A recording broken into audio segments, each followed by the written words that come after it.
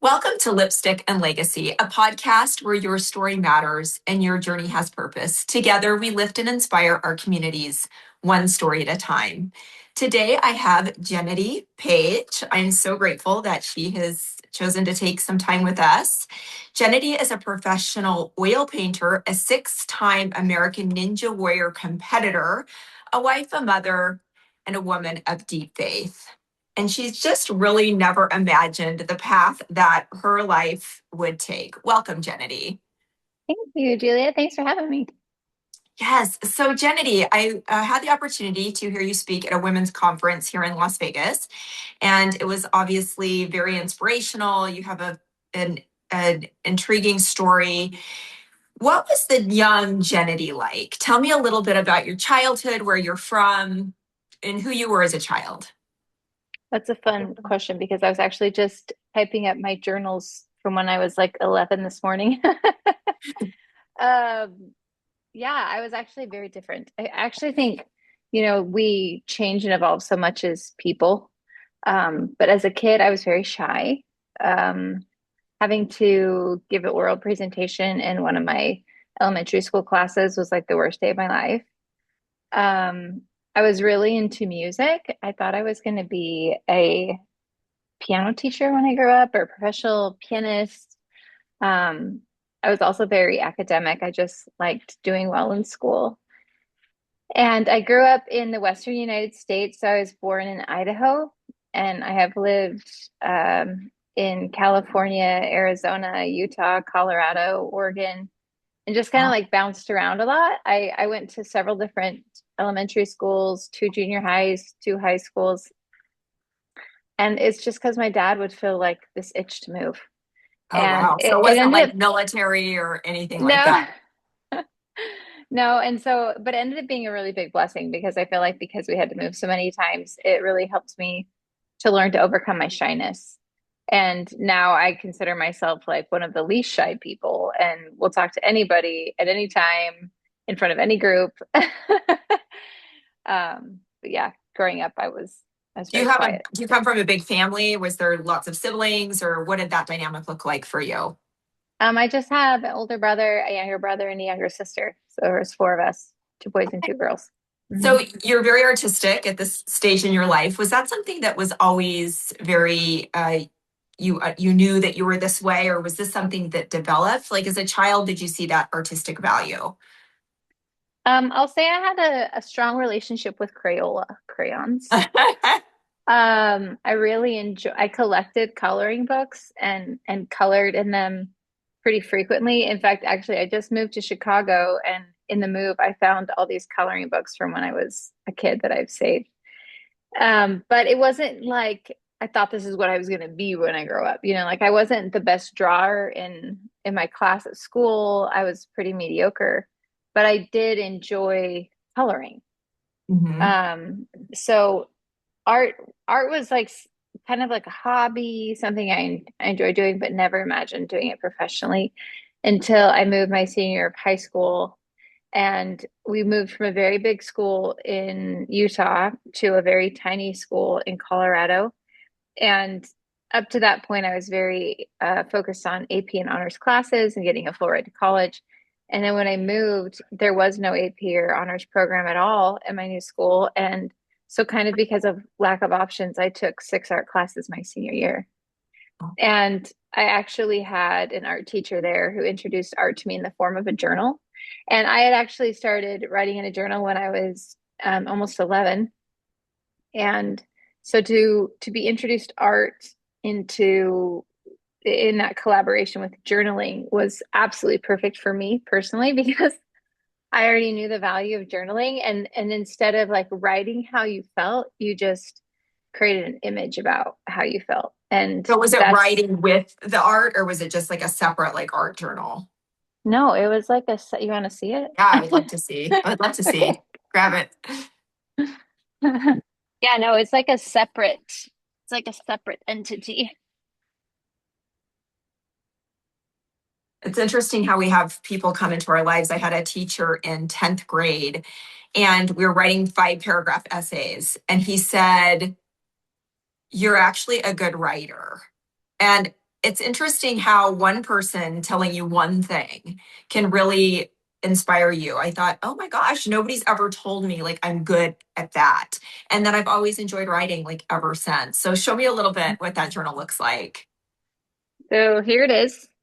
And yeah, it's interesting because this teacher that I had, she was fresh out of college and Mhm. she only taught there like that year because she got divorced and moved away.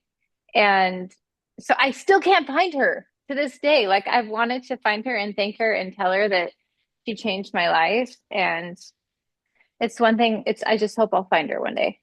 So I did a lot of collage because I couldn't draw very well at the time. So a lot of my art journal looked like this. Um, and then like this is supposed to be a cloud and it says possible on it. Um, anyways, but then when I did try to draw, here you can see I mixed a little bit of words with the imagery. And I know this It's looks like like, a piece this of is kind of cool. asparagus, Okay. but this is supposed to be my hand and it's green because green is my favorite color. And so anything in this book that's green, it's not just anyone's hand, it's my hand or it's me because that was like the symbol that I used in this book. It's like the Grinch. It reminds me of the Grinch Yeah. claw. Yeah. And then like this one, it's also a self-portrait because it's green. I know. And you're like, how is that a self-portrait? Well, it was actually like this. It's Oh, supposed to okay. be like feeling discouraged and like my hand in my hair. So Wow, that's really so interesting. that's where I started. That's really, I love that. So you went to high school in this tiny town and you really kind of found like you enjoyed journaling with through art. And then you graduated high school. Did you go straight to college? What did that look like?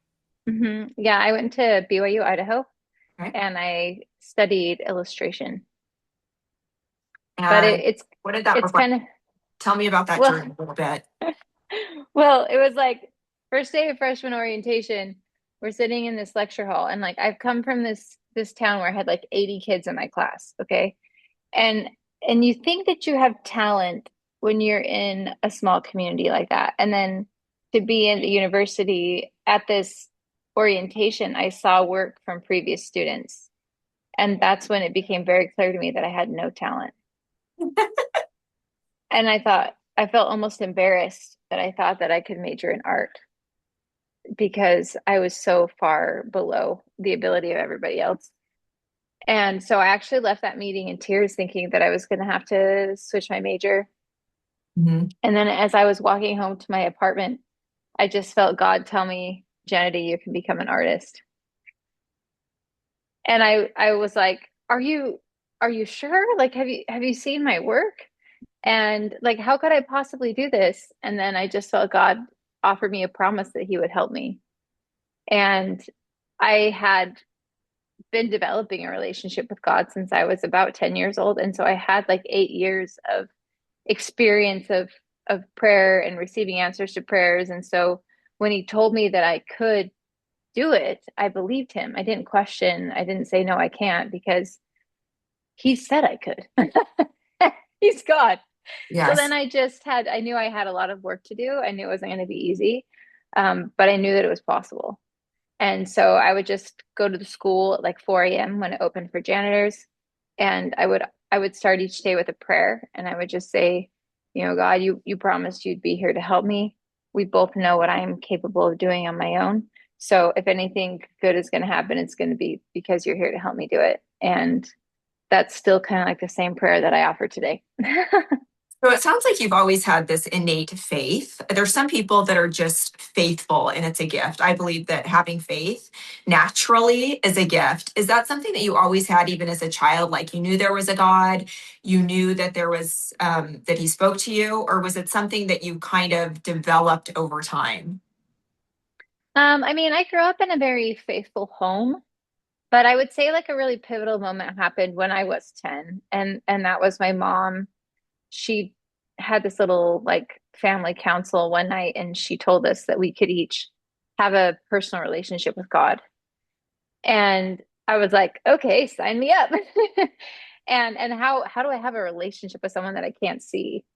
And she said that it was through a simple daily practice of doing three things every day. And it was to write in a journal, read scripture, and to pray. Mm. And so prayer, journal, scripture, she called it the PJs. And she encouraged us every day when we put on our PJs to remember to do our PJs. And so I started the like 2 weeks before sixth grade. And I've continued that practice throughout my life till today. That's Because you really what you awesome. first thing that I did this morning. Journaling. Right, Wow. right. Hmm. So it looks like, okay, so you went to college, you graduated college. There was a story that you told during this talk that I heard you when you were speaking, and you talked about getting tuition and how there was like this huge blessing, and that God doesn't do boring. You kept saying that, and I really loved thinking about that. How God shows up kind of at that last minute and like this crescendo, and it's like, let me show you what I can do now, right? Can you tell me a little bit about that experience and how that strengthened your faith? Yeah, sure. So I came home from my freshman year of college very eager to be financially independent. My parents had just taken in two foster daughters, and I didn't want to be a financial burden on my family. And so I immediately started applying for every job I could think of, from waiting tables at a restaurant to working at the outlet malls, and no one would hire me. And I was getting really frustrated. I was like, my application, I'm valedictorian. Like I am a responsible human. Like you want to hire me, and nobody would. And I'd get so frustrated. And finally, it's like I could feel like the time ticking because you only have 3 months or so when you're home from college. And so one morning I ran out into, we lived in these very agricultural part of Colorado. So I ran into these fields by my house, and I found this utility box and I sat on it and I just looked up at this big sky and I said, God, I am not getting off of this box until I know what I'm doing with my summer. Because I know that you know what my needs are and my desires to like be financially independent. And I need some help because my best efforts are fruitless.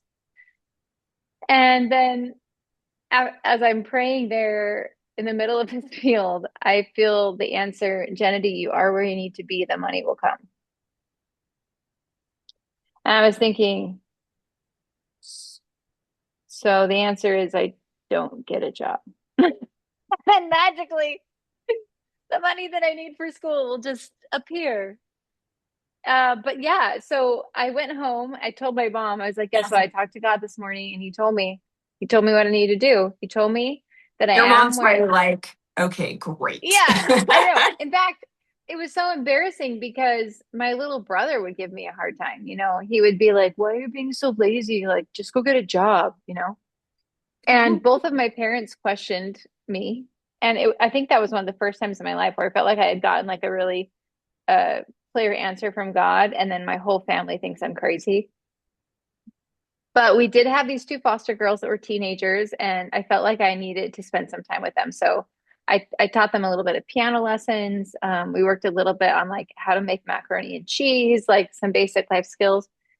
And then I got a few odd jobs throughout the summer. I like watched my neighbor's dogs, but when the end of the summer came, I was far below what I needed to pay for school. So this is like 2 days before school's going to start. And my mom sits me down at our table and she's like, okay, Jenedy, like we need to talk about how you're actually going to pay for school. And I was like, yeah, God told me that the money would come. And she was like, okay, so dad has some stocks and we could sell. And I was like, no, absolutely not. No, this is not the answer. And my mom was like, Jenedy, we need to be realistic. And sometimes God answers our prayers by selling stock. And I was like, that's not it. I remember I was like so dramatic. I like kind of ran from the kitchen table like up to my bedroom and I shut the door and I was crying and I was telling God, I was like, okay, this is the moment. Like you promised me the money would come. And in my naive faith, I honestly waited for an angel to show up with a briefcase. Like that's what I was anticipating. Yeah, it's like your And I mindset. and I thought that, I believe that angels exist. I believe God can send messengers. And so I just sat there on the floor of my bedroom and waited for the messenger to come. And guess what, guys? The angel didn't show up with the briefcase. And No, he I did was not. so disappointed. I went to bed just sobbing, thinking that God had let me down. Mm. So then the next day is like the last day before I'm leaving for school. And my dad comes home from work around 5 o'clock and he's like, Jenedy, I need to talk to you in my office. And so I go into my dad's office and he sits me down and he was like, I was at work today and my boss came into my office and he said that the company had chosen like a few select employees to thank for their hard work and he gave me this and he slid a check for $16,000 across the table. And Wow. all I needed for school was like 3 grand, you know? So it was more weight like triple, quadruple what I actually needed to pay for school. But I just wept and Wow. looked at my dad and I was like, I told you. I told you God would I find a told way. you. And I call that like the summer of the $16,000 miracle because for me it totally was, you know, and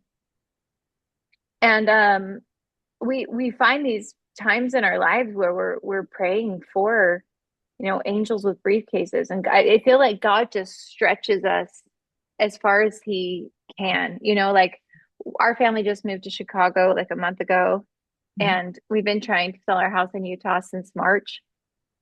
Did you finally sell And it? no, Still no, guess not what? I sold. have not.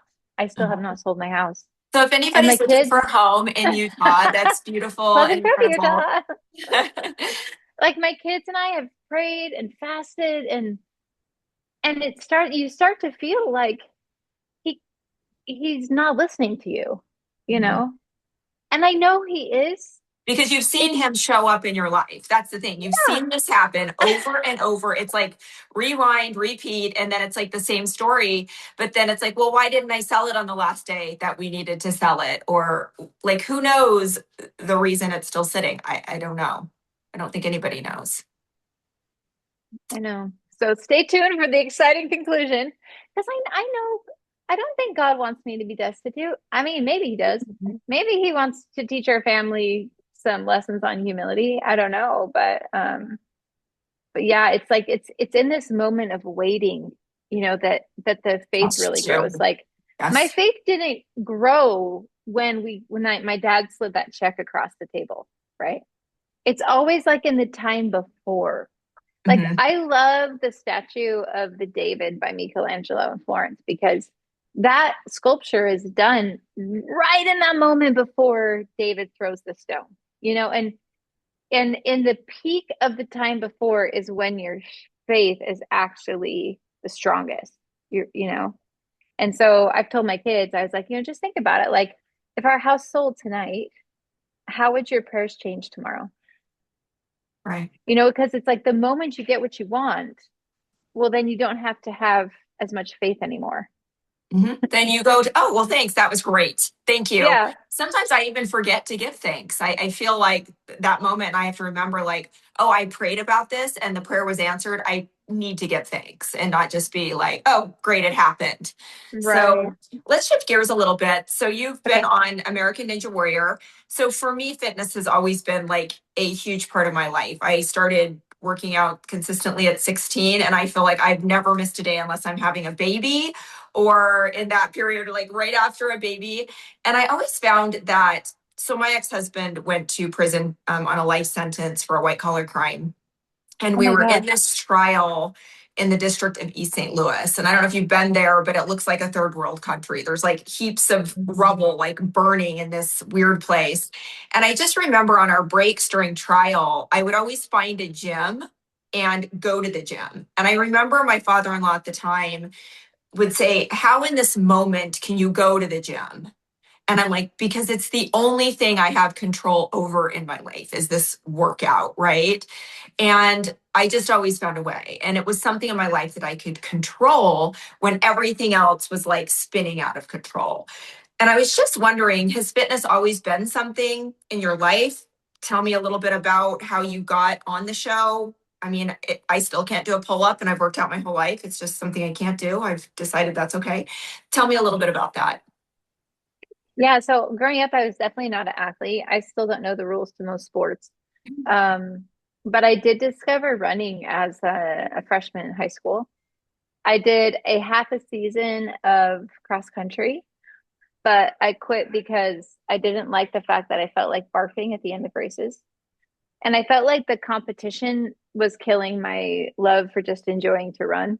Mhm. And so I just would run casually. I was a casual runner from high school through college through having babies.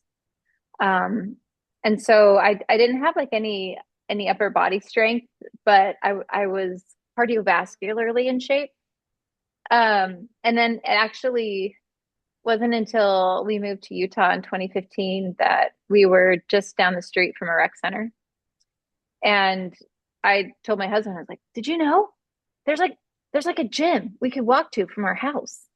Like maybe we should lift weights sometimes." And in that time in my life, I was also healing from losing my son. I lost my son to water, to a pool. And it's really interesting because it was like running prior to losing my son was just something that, it was a stress reliever and something I enjoyed, something that made me feel good. But after my son died, it was like I was running for survival. And it was like I could push my body so hard and somehow it helped to relieve like the emotional pain that I had.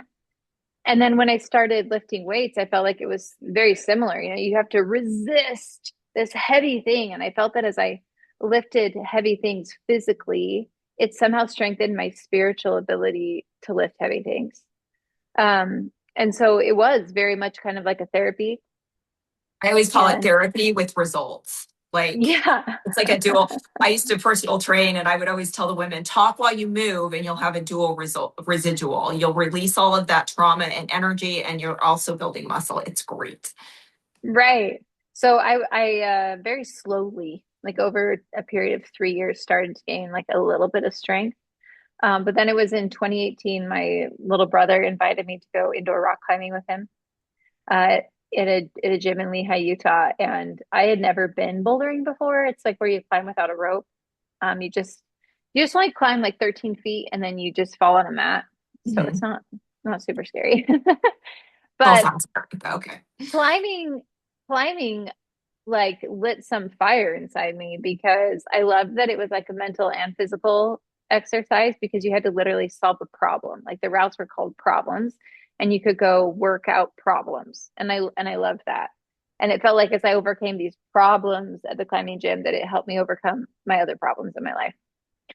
So I was climbing for 3 months, which in the world of climbing is about as infantile as you can get. Mhm. And one day at the gym, I felt something. I just felt God say, "You should apply to American Ninja Warrior." Okay. And I just remember being like, well, that was weird. I had actually watched the show quite a bit with my husband, and I had had the conversation with him, like sitting on the couch. "Would you ever do that?" And he's like, "No." And I was like, "Yeah, I wouldn't do that either. That's crazy." And so it was weird that I had this feeling to do it because I had already decided that I never would. And so I just kind of pushed it aside. But then every time I went climbing like that, feeling came back. And I was like, okay, so I'm having this feeling that I should do this thing, but I don't want to do it. So this feeling is coming from elsewhere because it's not within me because I'm fighting against it. So I'm going to pray about it. And so I did. It was just like one of those prayers that you never think you're going to offer. Like, "Hey, God, like we've been friends like a long time. And I know this is weird. It's so left field, but like, do you want me to apply to American Ninja Warrior?" And it was just like, yes. And I was like, why? And no, okay. Why? Why? Yeah, why? But I feel like that question is not very fruitful. And it's really interesting, because in the world of science, you have like laws and theories. And like laws are things exist this way because they are. It's like a known fact, right? But then like mankind, we try to theorize on why things are the way they are. And it's like laws never change, but theories do all the time. And I feel like in my life, it's like God will hand me like a law, like I need to do this thing. And then I spend all this time theorizing. Oh, like he needs me to do this because, but and the truth is like it's all kind of fruitless because the thing that's most important is just no, you just need to do the thing. And Right. in time, I think in time you realize why. But anyways, so I applied, and to apply, you just have to like fill out a bunch of paperwork online and then make a 3-minute video telling your story. And then after I applied, I told my husband, maybe I should like train. Like maybe I need to find a ninja gym somewhere and take like ninja classes. Right, because it's not just climbing. I mean, that's like it's like the course. It's like, Yeah. you know, Yeah, I say that it's kind of like climbing, but you don't get to use your feet, which is is kind of all upper important in body. climbing. Yeah. Yeah. So, anyways, I found a gym. It was an hour away. I had to drive an hour every Monday night to go take classes with like teenage boys Uh, because they didn't really have a class for 30-year-old women, and I fell a lot and I fell a lot and it seemed impossible. And I wondered why God was having me do this thing, especially when my hands were bleeding at the end of every practice. And I was saying, God, I'm an artist and you're throwing these things into metal bars. So this is not making sense to me. But then one practice at a time, I would do something that I thought I could never do. And so it was kind of like these walls of impossibility like started to expand. And then in the spring of 2019, they invited me to compete on season 11. And I've now competed on 6 seasons. My last one just aired a week ago, Monday. Um, so how is that? How does that work? So you were on the first one. Like I've watched it, tons of it. How does that work? Do they invite you back for another season to compete with like other people again? Like how do you keep recompeting on that show? every year you apply. So you've reapplied every single time. Yeah, Wow. I've made like 7 application videos. And I bet those get better and better. You're probably really good at them now, right? Like Well, I hire professionals and they make them and they do a really beautiful. good job. I Uh-huh. think in part one of the reasons why I keep getting invited back is because I do have very good videos. And I think there's a lot of very basic homemade videos. And you've got these casting producers that are probably sitting in rooms for hours watching people's content and then they get to a professionally Professional. made video. They're like, put her on the show. Like, please. So what was your best experience on the show and like your worst moment ever that you were like, why in the world did I do this? I would say that my best moments on the show, I would say there's two. One, this last season, I mean, I don't want to give a spoiler, but I did fairly well this season, and that felt really good because guess what? A lot of times you put in all this work and effort, and then you're guaranteed nothing. Like Mhm. you can go out on the first obstacle, which nobody wants to do, and it's very embarrassing. And then I would also say last season was awesome. That's season 17. I'm on episode 5. And that one was really cool because that was actually my first time being aired. So like you go and compete, but they don't necessarily Air show you. your run. Yes. And they gave me like several minutes and told my whole story. And after 5 years of competing, it was so nice to finally be aired. And it was crazy because when I competed in season 17, I actually ran the course on September 26th, which is the day that my son fell in a pool. And so to have those days align and to see how, and my son's name was Victory. And so to be able to have kind of like this, it felt like a victory moment to be able to compete on the show on that day was really beautiful. And then I would say like my worst time competing on the show, it was 2 in the morning, which I think most people don't realize is that you start filming at like 10 o'clock at night and you film until 6 a.m. And so you can run anytime in there. And you have weather and it's sometimes freezing cold. And this time that I was competing, I was supposed to run before the break at 1 in the morning. That's when everybody goes to lunch. And then because they were trying to get all these teenagers to run before me, they had to push my run till after the break. So I got to just wait for like an hour.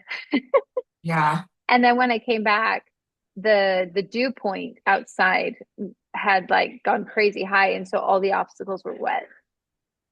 Mm. And they're supposed to dry them off, but they don't always. And I ran and grabbed this pole that was the first obstacle. And as soon as I grabbed this metal pole, it was soaking wet, and I just started to slide. And the goal was you have this pole and you have to climb it before it falls into the Mhm. water, right? And so I'm climbing and I'm climbing and I'm climbing and I'm just sliding.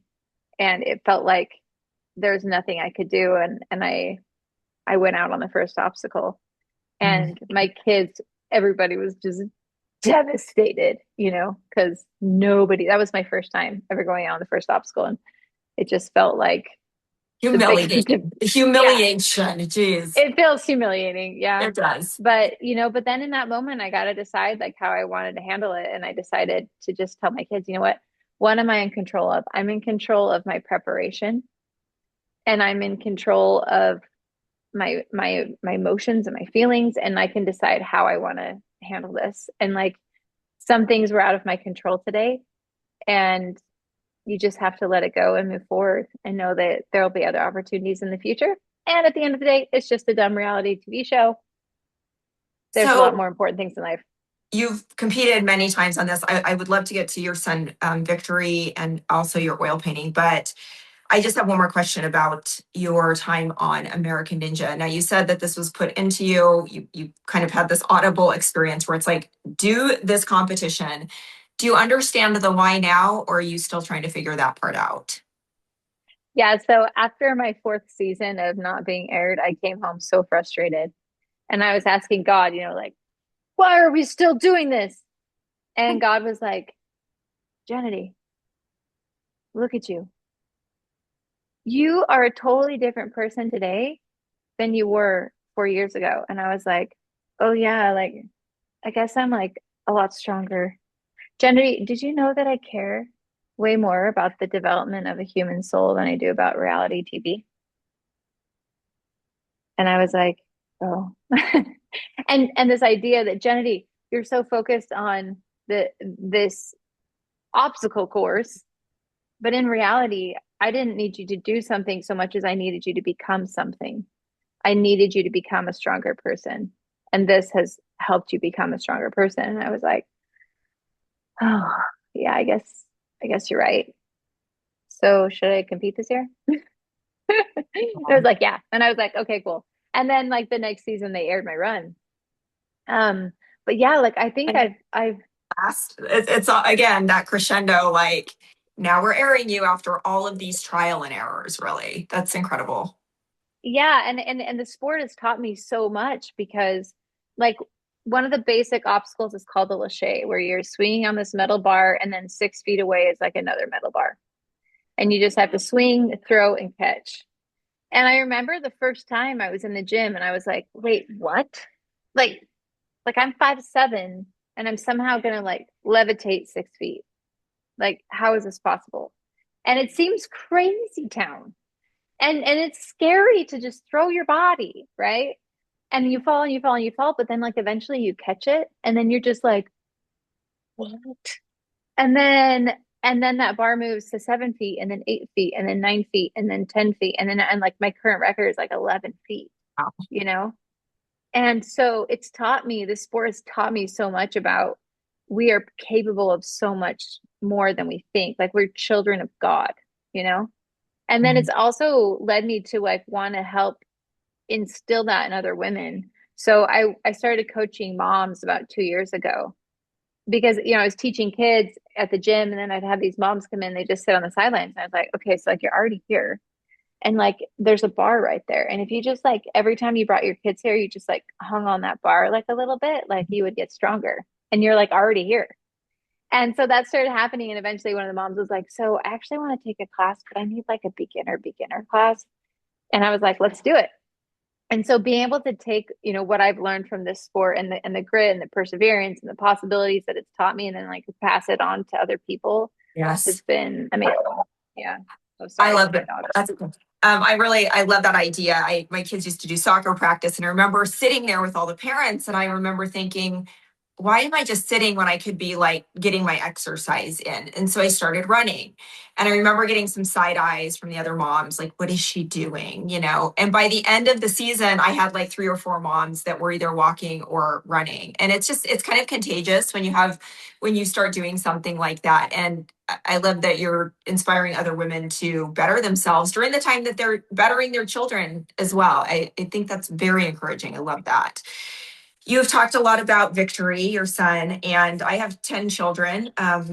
I have not lost any of them per se. And when you spoke about this at your women's conference, I think it resonates so deeply with every woman, whether you have a child or you don't. You have someone in your life that's a child. And the other day, I was babysitting one of my grandchildren, and I was upstairs for like 30 seconds, and I looked in, the front door was open, and he had gone out the front door, and he's 18 months old. And in the moment, I didn't know where he was. And I just had that panic. I ran out to the neighborhood and we couldn't find him. And there's swimming pools everywhere. And I'm like, Mm. oh my gosh. And I can only imagine we found him, 5 minutes later, but that was a really long 5 minutes. Tell me a little bit about Victory, about his life, and about your life after his. Tell me a little bit about that if you're okay doing so. Yeah, so Victory was my first baby. He was actually kind of hard to get him here. It's funny, like my mom got pregnant on birth control, and I just kind of always assumed that I would just decide that I wanted to have a baby and then poof, I would have one. And so that was a little bit of a surprise, but it was really a beautiful time because it took me from being in this place of, okay, I guess I'll be a parent because I guess that's like what I'm supposed to do, but I'm kind of scared to like really pleading for a child. And then when I finally got pregnant and had him, that was also a really big transition for me because I went from just working and painting full time to being a mom. And one night I was up with him like 3 in the morning and he's crying and I've already fed him and changed him and everything. And I don't know why we're still upset. And I looked across the room and I saw my easel and I hadn't painted, since he was born. And I remember just having like this brief moment of kind of like resentment Mhm. that like I could like he was keeping me from the thing that I loved so much. And like in that brief moment, I felt God kind of censure me, like hold up, And I was like, I'm sorry, I'm sorry, I'm sorry. Like, Mhm. okay, I know this is the most important thing. I know this is the most important thing I'll ever do. But I had taken this C.S. Lewis course when I was in college, and C.S. Lewis ends the book Mere Christianity talking about how there must be a true giving up of the self, and that you must submit to death of all your favorite wishes, and that nothing within you that is not died will ever be raised from the dead. I remember thinking, well, what if my greatest wish is to paint paintings for Jesus? I mean, like, why would I have to surrender that? Like, I'm doing things for him. But then in that moment, as I'm holding my son, I hear that quote in my head from Lewis, and I think, oh my gosh, this is what he means. Like I have to let go of painting or I'm gonna resent motherhood. I'm gonna resent like my most important calling here on earth. And so I actually quit painting and I and said, well, I guess I'm just gonna be a mom. And Mhm. I let it go. And then about, 6 months later, my son developed a sleep schedule. And this miraculous thing happened where there was like time in the day where I could like do something. And so I like ran to my easel and I learned to take advantage of any time that he was sleeping to paint. And so it's kind of like God took it away from me, but then he gave it back to me. And I'm so glad he did because it helped put into perspective like what was most important. So then fast forward to my son's 3 and we're living with my parents so that my husband could do grad school. And they had a pool and they also had a gate and alarms and all the things. But at the end of the day, you still have a large body of water in your backyard, and accidents sometimes happen. Sometimes gates are left open. And so, just like a perfect storm happened, and we ended up pulling my son out of the pool. He was resuscitated, flew to the hospital, and then we proceeded to be in the hospital for 7 weeks. And you can imagine how many times I prayed to God that I would never pain again if he would just give me my son back. And and I honestly thought that he would live, like he wasn't on life support or anything. And you think, man, after 3 weeks, like this seems like he's going to survive. And so when he didn't, I was just so severely disappointed, and broken. And that time was incredibly challenging. It's like, in a way, you don't feel anything for a few months. I think because God kind of puts you on this like spiritual morphine drip. Mhm. I felt like I had something flowing in my veins that like kind of made me feel nothing, felt very numb. But then, eventually God's like, okay, we're gonna just gonna take this out and we're just gonna let you start to stand on your own. And Wean that's you off that, here. Wean you off. Yes. yeah. And that's when I think it was really hard for me. It was like 6 months or so after he passed away that I felt the most raw and the most broken. But it was so beautiful because God had given me several gifts to help me deal. And the first thing was art. Like how I filled this book up with things that I was experiencing like as a senior in high school. And now I could take the experiences that I was having as a grieving mother and I could pour them into a canvas. Mhm. And so that was like really helpful. And then I could write. And I learned actually as a senior in high school that I was editing my journal. I remember like one day I was writing my journal and I was thinking, and I didn't write something because I didn't want anybody to read it. And then I was like, wait, what? Like, we're editing? Like, what is the point in keeping this thing if we're not going to be honest? Like, how is this going to be beneficial to you if you're putting in a superficial version of yourself into this book? And so I was very raw in my writings, and I felt that that was um another aspect of my life that helped me deal. And then running and fitness, Mhm. and then also my faith, like that practice of prayer journal and scriptures help pull me through. And sometimes it's really hard to show up in that relationship with God when he just hurts your feelings really bad. When he didn't give you the thing that you wanted, it's like you're not feeling like, hey, let's hang out. Right. It's like, yeah, fine, be that way. Yeah, I know. I'm I going to get be over here in this corner. I know that. you're there, but I'm just kind of like not feeling it today. I've actually had times, in my journal, and actually, that night that I fell on the first obstacle of American Ninja Warrior, and I was so disappointed. And I went to my hotel room after that, and I had a prayer, and my prayer was just like, Heavenly Father, I'm just really disappointed right now. That's all. That is all. That is I'll all. talk to you Thank you. tomorrow. And Goodbye. Was there a time I think, though, when, when you talk about your son, I know you've talked about it many times, I'm sure, in speaking and podcasts. And I find that as I tell my story, it gets easier to talk about every time. Like you get kind of disconnected from it. I feel like it's healing. Like when I've written about it or spoken about it, it heals me in a way that I can talk about it without it just being so heavy and crushing every single time.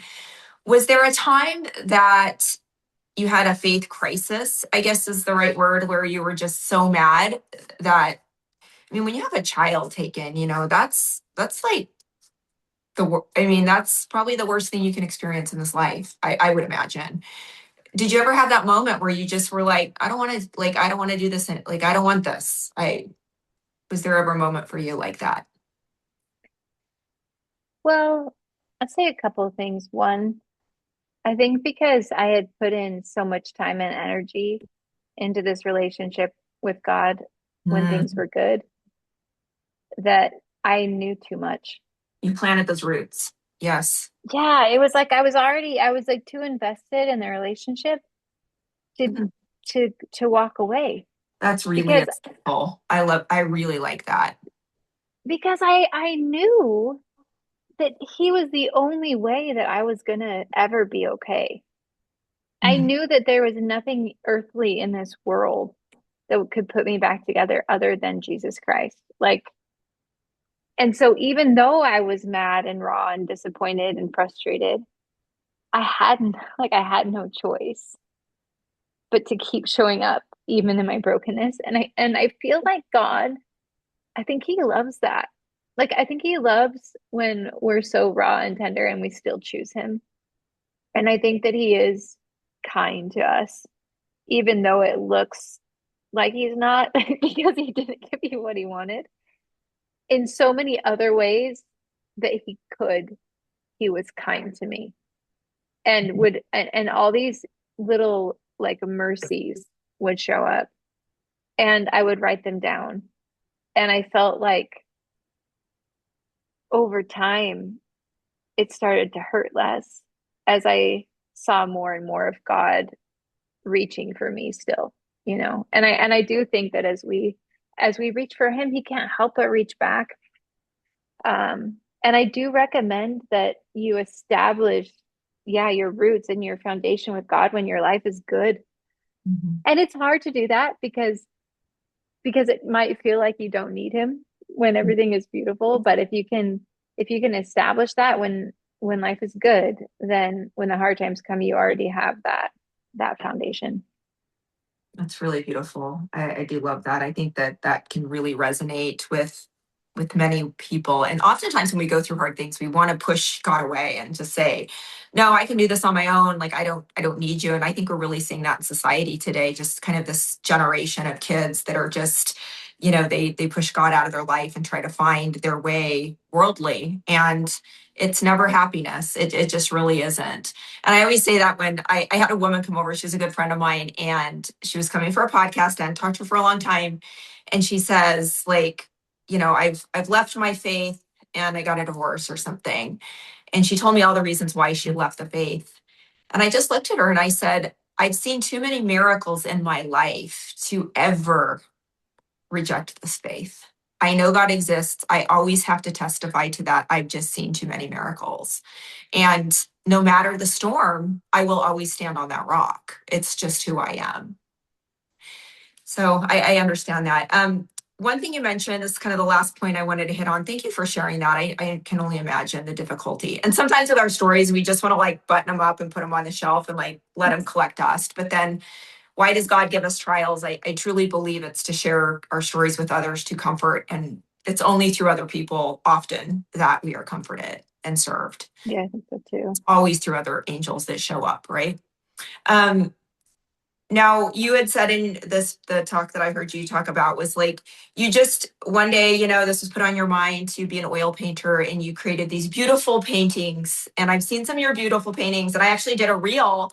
I made a little social media reel. And I was like, during my hard times, like God's never said, like, go be a pastry chef. You're going to make amazing things. Go paint. Like my stick person is the same one I've been drawing since like second grade. Like I feel as though God's never gifted me this beautiful talent that you have.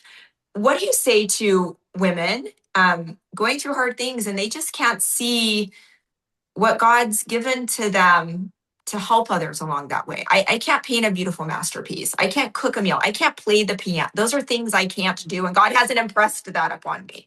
What do you say to women who are struggling with finding their gifts and their talents? So one thing I would say is, well, you're hosting a podcast and you've also coached so many people through their fitness journeys, right? So we all have gifts, I would but really to like to those, oil paint something that was meaningful. That's what I would. I'm just kidding. well, girl, maybe you need to come hang out at my studio, okay? You would just tell me to go back to Las Vegas and keep podcasting. Because I do think that we have an innate ability as humans, as children of God, to learn. And learning is difficult and challenging, and it might take hours and hours, and we're not always interested to devote the time. Mhm. But the other thing that I would say is that I didn't know who I was when I was 12. You know, I go back and read these journals. What did I mean, I was just jumping on the trampoline and eating ramen like every other kid. But the thing that made all the difference was developing a relationship with God and his son, Jesus Christ. As I consistently put in the effort to do that, they led me one step at a time to discover who I was. It's like as I put in the effort to come to know Christ, he introduced me to who I was. He had to teach me, oh, Jenedy, you're an artist. Oh, Jenedy, you should apply for this show. You're actually an athlete. And and so I would say like the key is develop the relationship with your creator and then continue to invite him into your creation process, your personal creation story, because you're just not done yet. and that I do believe that we all have a gift. We all have something to do to bless the world with. I think a lot of the times the things that God asks us to do, we're too scared to do them. And he's Mhm. not going to force us to do it. I mean, I know that I've had feelings like you need to write a book. Have I written the book yet? Not yet. We're working on it.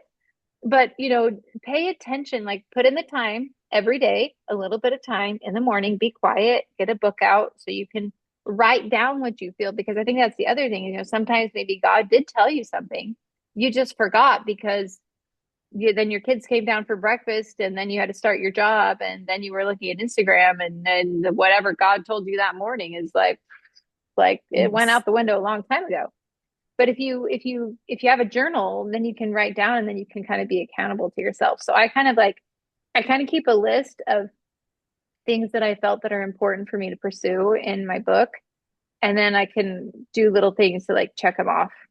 And I will Mhm. say that God, like I believe in that faith is a principle of action, and that most of the time he's going to ask you to do something that will be uncomfortable for you, but that Mhm. as you act on those things, then you end up becoming something different than you were before. Yes, I always say start where you are with what you have. And I've also found like I started doing these little interviews just in my neighborhood with women to see what they're doing to serve our community. And I just was blown away at their stories. And then I had this idea like, I need to do a podcast. Like, I just want to tell people stories. I don't care if they're Instagram famous or if they're just my next door neighbor. Like, I don't care who they are. We all have a story to share. And Yeah. sometimes you don't know why those are pressed upon you. And I do believe they're from God or your higher power, whatever somebody believes. And I've also found that when God does give you those ideas, that he makes a way. Like some people probably ask you, how do you do all of these things and still have a family? Right? If God wants you to do the thing, he's going to provide a way, and you can do all things through Jesus Christ. And I truly believe that. And so when I think I'm going to read my scriptures this month, the entire book of scripture in 1 month, it's going to take me an hour a day. It's interesting how your day arranges around that, and you can still do all the things you need to, as well as your goal or what's been impressed upon you.